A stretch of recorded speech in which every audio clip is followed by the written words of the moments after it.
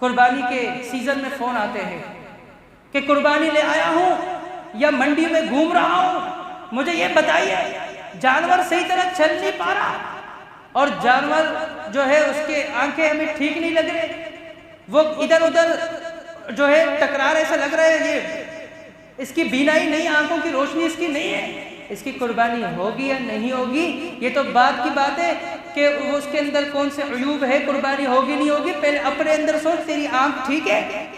تجھے صراط مستقیم کا رستہ نظر آتا ہے؟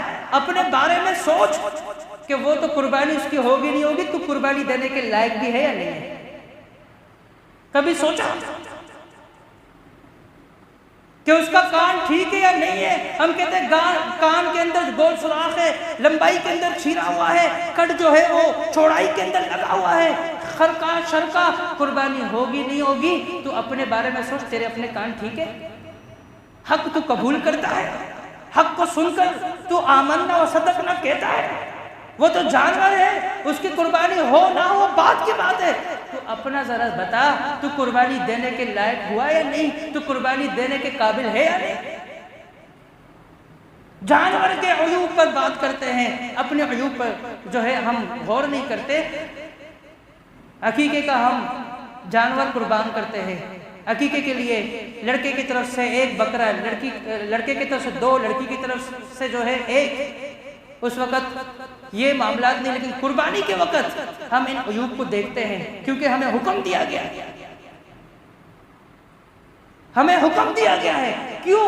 اس لیے کہ میرا پروردگار مجھ سے قربانی مانگ رہا ہے کہ اگر کان غلط استعمال کرتا تھا ان کو ٹھیک کرنا پڑے گا، اگر پاؤں تجھے سیدھی راہ پر لاتے نہیں تھے اور تجھے اجازت نہیں دیتے تیرے پروردگار کے سامنے دن میں 5 مرتبہ کھڑے ہونے کی، اب تجھے اپنے پاؤں کی اصلاح کرنی پڑے گی۔ تیرے آنکھ پہلے ٹھیک نہیں تھے، تو جو ہے نا پتہ نہیں کیا سے کہیں آنکھوں سے کرتا تھا، اب تجھے اپنے آنکھوں کی اصلاح کرنی پڑے گی۔ یہ میرا پروردگار مجھے ایک جانور کے ذریعے پیغام دے رہا ہے کہ تو سوچ، جس پر تجھے پیسہ لگایا ہے ان کے اندر یہ عیوب ہو تو وہ ریجیکٹ ہو جائے گا، اور تو میرا بندہ کہ تیرے اندر یہ سارے عیوب ہو تو کیسے قبول ہوگا؟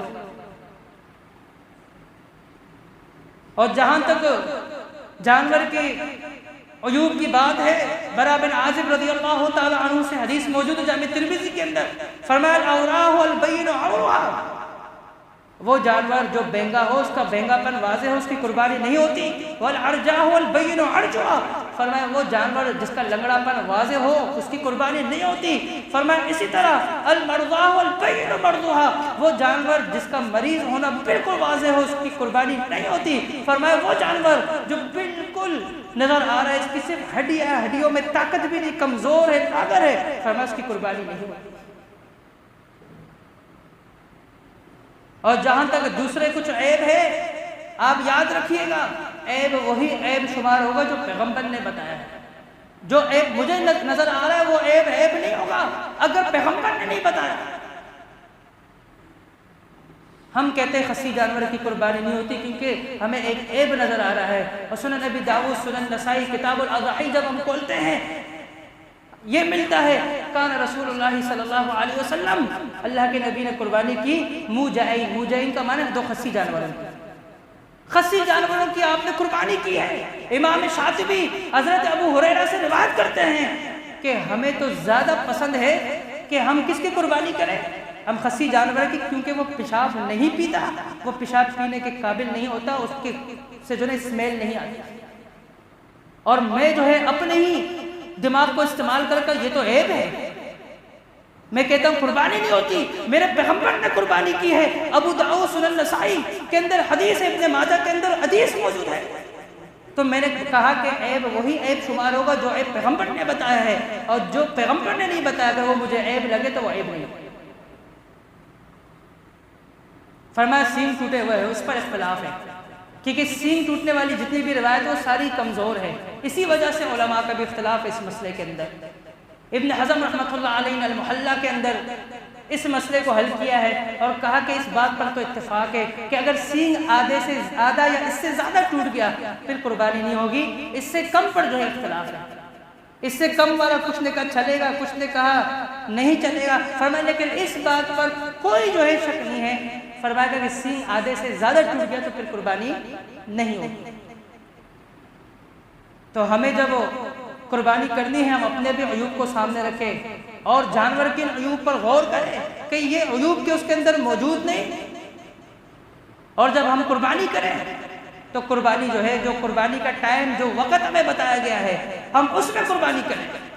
رسول اللہ صلی اللہ علیہ وسلم کے پاس صحابی آئے اور کہنے لگے یا رسول اللہ میں نے قربانی نماز سے پہلے کی۔ فرمایا ٹھیک ہے، تو وہ ایک گوشت ہے، عام گوشت، پہلے تو یہ تھا کہ آپ کلو 2 کلو خرید کے کھاتے تھے، اب یہی کہ پورے جانور کا گوشت آپ نے خرید لیا اکٹھے، لیکن وہ قربانی نہیں۔ فرمایا اس باشاتن مکانہ، اس کی جگہ نماز کے بعد تمہیں قربانی کرنی پڑے گی۔ قربانی کے لیے ابھی تمہیں دوسرے جانور کی قربانی کرنی پڑے گی، کیونکہ قربانی نماز کے بعد ہے، نماز سے پہلے نہیں ہے۔ نماز سے پہلے اگر تم نے ذبح کر لیا وہ حرام نہیں ہوا، حلال جانور ہے، حلال طریقے سے وہ قربان ہوا ہے، حلال طریقے سے وہ ذبح ہوا ہے، وہ قربانی تو نہیں، لیکن اس کا گوشت حرام بھی نہیں ہوگا، لیکن اس کا گوشت عام گوشت ہوگا، عام گوشت تصور کیا جائے گا۔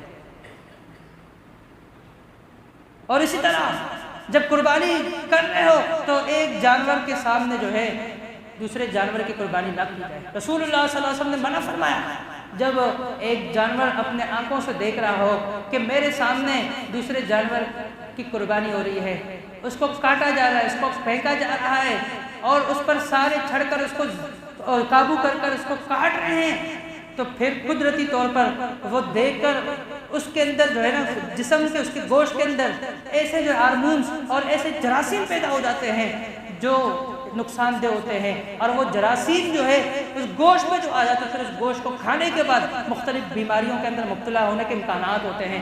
سائنس یہ کہتی ہے اور پیغمبر نے واضح کہہ دیا، فرمایا کہ کسی جانور کے سامنے دوسرے جانور کو ذبح نہ کرنا۔ جانور کے سامنے دوسرے جانور کو ذبح کرنا فرمایا درست نہیں ہے، اور جانور کو ذبح کرنے کا طریقہ بھی بتایا۔ ہمارے پاس قصائی کیا کرتے ہیں، وہ دستہ لے کر ذبح کرنے کے بعد وہ نوک لگاتے ہیں، سیدھا نوک، اور نوک لگانے میں ہوتا کیا ہے، ہوتا یہ ہے کہ اس کا جو حرام مغز ہے وہ جلدی کٹ جاتا ہے، اور جو حرام مغز کے ذریعے جسم کا جو سارا پریشر کے ساتھ خون باہر آنا تھا وہ پریشر رک جاتا ہے اور جانور جلدی ٹھنڈا ہو جاتا ہے، وہ اپنا وقت بچاتا ہے۔ اس نے بکنگ کی ہوتی ہے لیکن آپ کے جانور کو خراب کرنا ہوتا ہے، جانور آپ کا حرام نہیں ہوتا، لیکن اس جانور کا جو سارا خون نکلنے کا حکم ہے تو وہ اس پر عمل نہیں کرتا، آپ کا نقصان کرتا ہے۔ ایسا کرنے مت دے، اس کو نوک لگانے نہ دے، یہ پروردگار کی طرف سے پروسیس ہے۔ اس کو جب ذبح کیا، اگر ایسا ہی ہوتا تو مجھے بتاؤ پورے گردن کاٹنے کا حکم کیوں نہیں ہے؟ اس لیے کہ حرام مغز وہ کٹ جائے گا، اور جب حرام مغز کٹے گا جسم کے اندر سے سارا جو اس کا خون کا پروسیس تھا وہ نکل نہیں پائے گا، نقصان ہوگا۔ اسی وجہ سے منع کیا گیا کہ گردن پوری نہیں کاٹنی بلکہ پروسیس کے اندر اس پروسیس سے گزر جائے۔ ذبح کرنے کا حکم ہے، گردن الگ کرنے کا ایک ساتھ حکم نہیں۔ اور ہمارا قصائی دستہ پکڑ کر چھری کا وہ نوکے مارتا ہے کیونکہ اس کو ٹائم بچانا ہے، ورنہ اس کو 10 منٹ 15 منٹ انتظار کرنا پڑ جائے گا۔ اس نے تو بکنگ لی ہوئی ہے، 1 گھنٹہ یہاں، 2 گھنٹے وہاں، اور تیسرا گھنٹہ وہاں، وہ آپ کی قربانی خراب کر رہا ہے۔ آپ کو سمجھ ہونی چاہیے ان چیزوں کی۔ اس کو کہتے ہیں جھٹکا، اس کو کہتے ہیں جھٹکا۔ یہ درست نہیں ہے، جائز نہیں ہے، یہ غلط ہے، یہ طریقہ ٹھیک نہیں ہے۔ کسی بھی مفتی سے پوچھو، آپ کو اس کی اجازت ہرگز نہیں دے، کیونکہ اس کی اجازت میرا پروردگار نہیں دیتا۔ فرمایا قُلْ لَا أَجِدُ فِي مَا أُوحِيَ إِلَيَّ مُحَرَّمًا عَلَىٰ طَاعِمٍ يَطْعَمُهُ إِلَّا أَن يَكُونَ مَيْتَةً أَوْ دَمًا مَسْفُوحًا۔ اے پیغمبر کہہ دیجئے کہ میں ہرگز نہیں پاتا کتاب کے اندر ایسی چیز کو جو میرے اوپر حرام کی گئی ہو سوائے ان چیزوں کی، خنزیر کا گوشت ہے، فرمایا اسی طرح مردار ہے، فرمایا اسی طرح خون جو ہے بہتا ہوا خون۔ اب بہتا ہوا خون وہ گوشت کے اندر اس کے جو ہے نا ٹرانسفر ہو گیا، وہ وہیں پہ جم گیا، اس کو تو باہر نکلنے کا حکم تھا، بہتا ہوا خون اس کو بہنا تھا، لیکن اس نے حرام مغز کاٹ کر اس کے خون کو اندر جسم میں روک دیا، اسٹور کر دیا۔ یہی وجہ ہے کتنے لوگ گوشت کھانے کے بعد بیمار ہوتے ہیں، طبیعت خراب ہوتی ہے۔ تو محترم بھائیوں، ان چیزوں کو جو ہے مد نظر رکھنا۔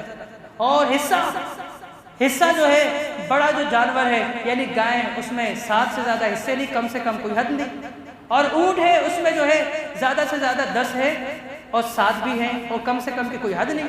اور اسی طریقے سے جو اس کے علاوہ یعنی بکرا ہے، دمبا ہے، چترا ہے، تو ان میں کوئی حصے نہیں ہوتے، اور جنہیں اللہ نے قربانی کی استطاعت دی وہ قربانی کرے۔